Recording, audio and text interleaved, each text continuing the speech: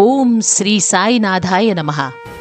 శ్రీ సాయి సచ్చరిత్రము 7వ రోజు పారాయణము, బుధవారము, 45వ అధ్యాయము. కాకాసాహేబు సంశయము, ఆనందరావు అనుభవము. కొయ్యబల్ల మంచము బాబాది, మహల్సాపతిది కాదు. గత 3 అధ్యాయములలో బాబా దివంగతులగట గూర్చి చెప్పితిమి. వారి భౌతిక శరీరము మన దృష్టి నుంచి నిష్క్రమించెనుగాని వారి అనంత స్వరూపము లేదా సాయి శక్తి ఎల్లప్పుడూ నిలిచియే ఉండును. ఇప్పటి వరకు వారి జీవితకాలములో జరిగిన లీలలను చెప్పితిమి. వారు సమాధి చెందిన పిమ్మట క్రొత్త లీలలు జరుగుచున్నవి. దీనిని బట్టి బాబా శాశ్వతముగానున్నారనియు తమ భక్తులకు పూర్వము వలె తోడ్పడుచున్నారనియు తెలియుచున్నది. ఎవరైతే బాబా సమాధి చెందకముందు వారిని చూచిరో వారు నిజముగా అదృష్టవంతులు. అట్టి వారిలో ఎవరైనా ప్రపంచ సుఖములందు వస్తువులందు మమకారము పోగొట్టుకొనినచో, వారి మనస్సులు భగవత్పరము కానిచో అది వారి దురదృష్టమని చెప్పవచ్చును.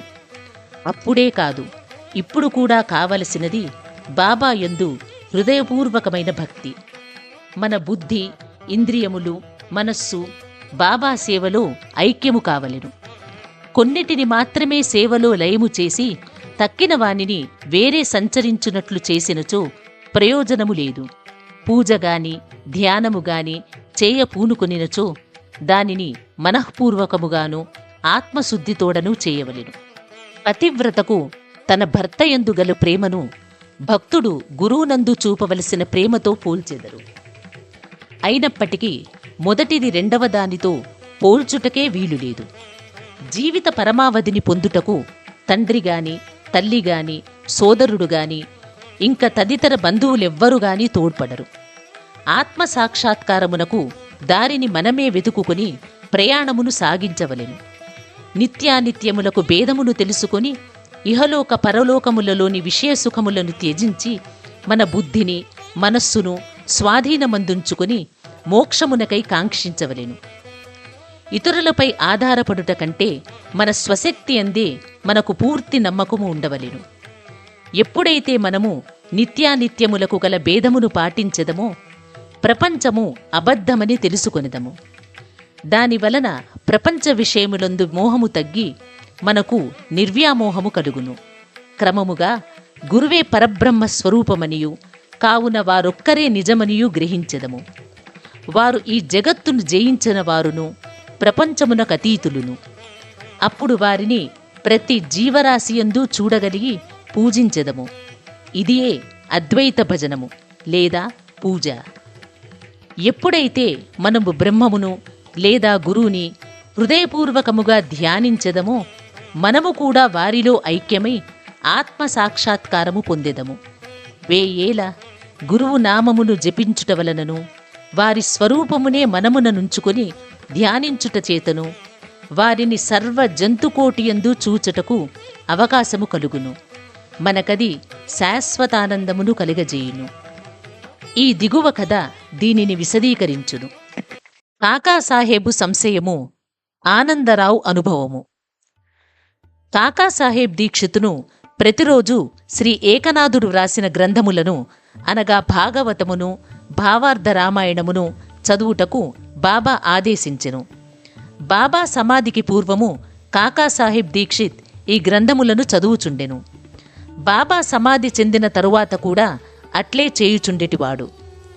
ఒకనాడు ఉదయము బొంబై చౌపాటీలోనున్న కాకా మహాజని ఇంటిలో కాకాసాహెబ్ దీక్షిత్ ఏకనాథ భాగవతమును చదువుచుండెను.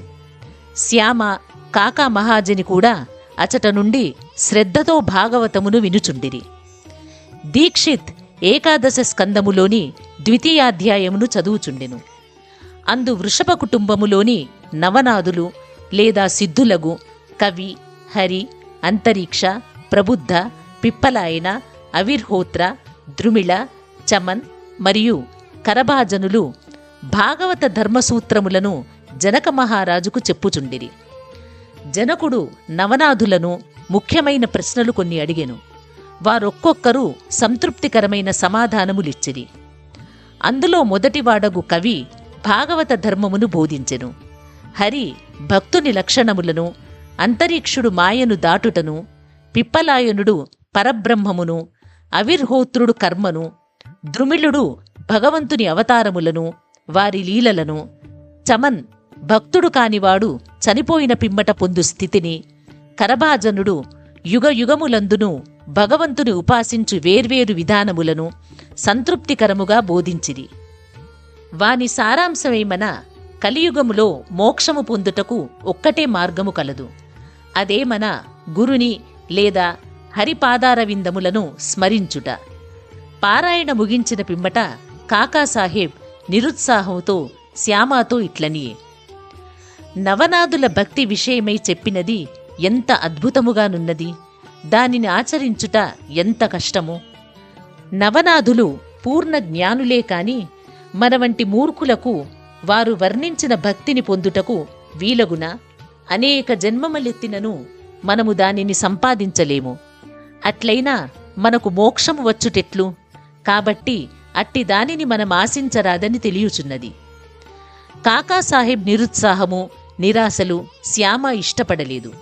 వెంటనే అతడిట్లనెను, ఎవరైతే వారి అదృష్టవశముచే బాబా వంటి ఆభరణమును పొందిరో అట్టివారు నిరాశ చెంది ఏడ్చుట విచారకరమైన సంగతి. వారికి బాబా యందు నిశ్చలమైన విశ్వాసమే ఉన్నచో వారు నిరాశ చెందనేలా? నవనాదుల భక్తి బలమైనదే ఉండవచ్చును కాని మనది మాత్రము ప్రేమానురాగములతో నిండి ఉండలేదా? హరినామస్మరణము, గురునామస్మరణము మోక్షప్రదమని బాబా నొక్కి చెప్పియుండలేదా? అట్లయినచో భయమునకు గాని ఆందోళనకు గాని అవకాశమేది? శ్యామ చెప్పిన సమాధానముతో కాకాసాహెబ్ సంతుష్టి చెందలేదు. నవనాదుల భక్తిని పొందుతెట్లు అను మనోవేదన కలిగి ఆందోళనతో చికాకుగా నుండెను. ఆ మరుసటి ఉదయమే ఈ క్రింది అద్భుతము జరిగెను. ఆనందరావు పాకాడే అనువాడు శ్యామాను వెతుకుచూ పురాణ కాలక్షేపము జరుగుచున్న స్థలమునకు వచ్చెను. కాకాసాహెబ్ భాగవతము చదువుచుండెను. పాకాడే శ్యామాకు దగ్గరగా కూర్చుండి అతని చెవిలోనేమో చెప్పుచుండెను. అతడు మెల్లగా తాను కాంచిన స్వప్న దృశ్యమును శ్యామాకు చెప్పుచుండెను. ఇది పురాణ కాలక్షేపమునకు కొంచెం ఆటంకము కలుగజేసెను. కాకాసాహేబు పురాణము చదువుట మాని విషయమేమని అడిగెను. శ్యామ ఇట్లు నుడివెను, నిన్న నీ సంశయమును తెలిపితివి, దానికి సమాధానమిదిగో. బాబా పాకాడేకు చూపిన స్వప్నదృశ్యమును వినుము. రక్షకమైన భక్తి కాక వేరేదియు దీనిని సాధించలేదు. గురిని పాదములు భక్తితో ధ్యానించిన చాలును అని బాబా నొక్కి చెప్పియున్నారు. అందరూ ముఖ్యముగా కాకాసాహేబు ఆ దృశ్యమును వివరముగా వినగోరిరి. వారి కోరిక ప్రకారము పాకాడే ఈ దృశ్యమును ఈ క్రింది విధముగా చెప్పనారంభించెను. లోతైన సముద్రములో నడుము వరకు దిగి అచ్చట నిలిచితిని. హఠాత్తుగా అచ్చట సాయిబాబాను చూచితిని. రత్నములు తాపిన చక్కని సింహాసనముపై బాబా కూర్చుని ఉండెను. వారి పాదములు నీటిలో నుండెను. బాబా స్వరూపమును చూచి మిగుల ఆనందించితిని. అది నిజము వలె ఉండనే కాని స్వప్నము వలె కానరాకుండెను. దాని నేను స్వప్నమని అనుకొనలేదు. మాధవరావు కూడా అచ్చట నిలిచి ఉండెను. శ్యామ, ఆనందరావు బాబా పాదములపై పడుము అని సలహానిచ్చెను. నాకు కూడా నమస్కరించవలననియే ఉన్నది, కాని వారి పాదములు నీటిలోనున్నవి కనుక నా శిరస్సును వారి పాదములపై ఎట్లుంచగలను? నేను నిస్సహాయుడను అని నేనంటిని. అది విని అతడు బాబాతో ఇట్లనెను, ఓ దేవా, నీటిలోనున్న నీ పాదములను బయటికి తీయుము. వెంటనే బాబా తన పాదములను బయటికి తీసిరి. క్షణమైనను ఆలస్యము చేయక నేను వారి పాదములకు మ్రొక్కితిని. దీనిని చూచి బాబా నన్ను దీవించి ఇట్లనెను, ఇక పొమ్ము, నీవు క్షేమమును పొందెదవు. భయము గాని ఆందోళన గాని అవసరము లేదు.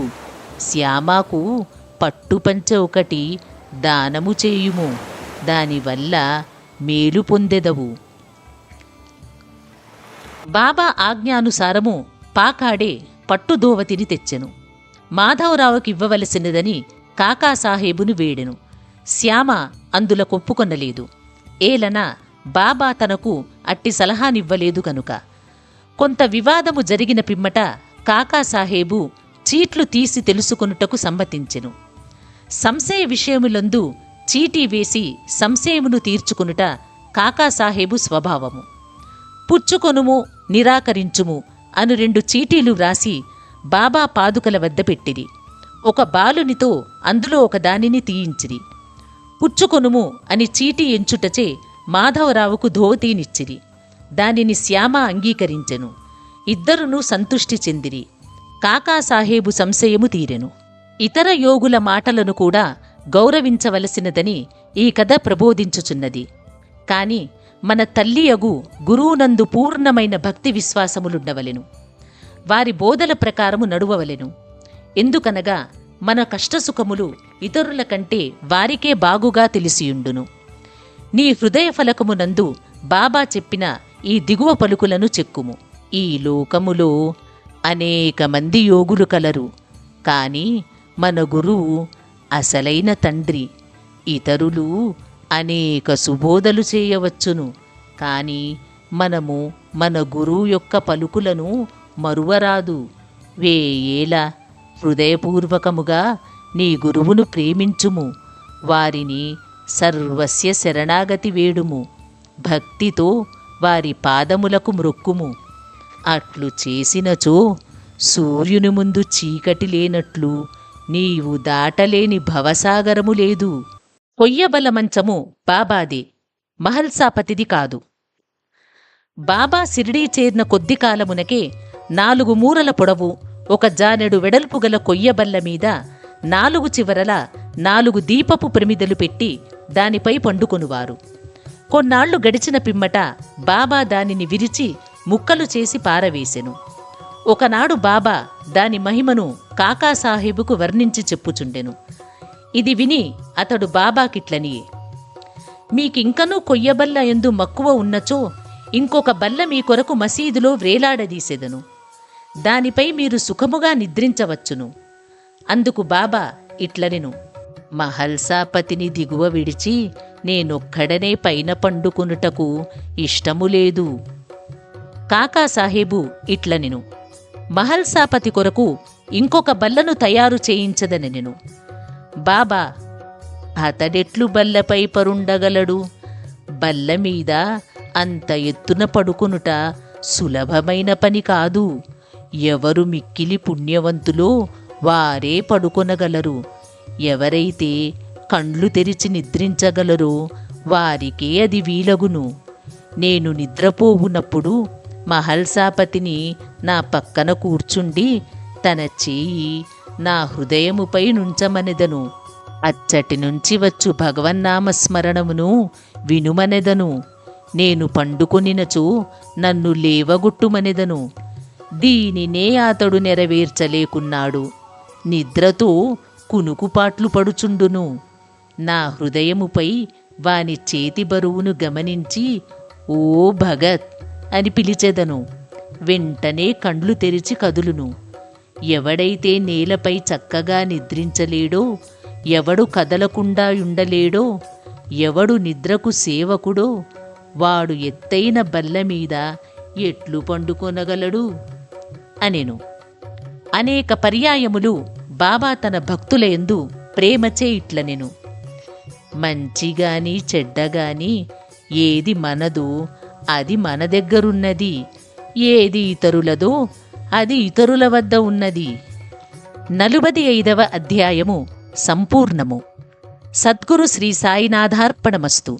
శుభం భవతు. ఈ వీడియో మీకు నచ్చినట్లయితే లైక్ చేయండి, షేర్ చేయండి, మా ఛానల్ని సబ్స్క్రైబ్ చేయండి.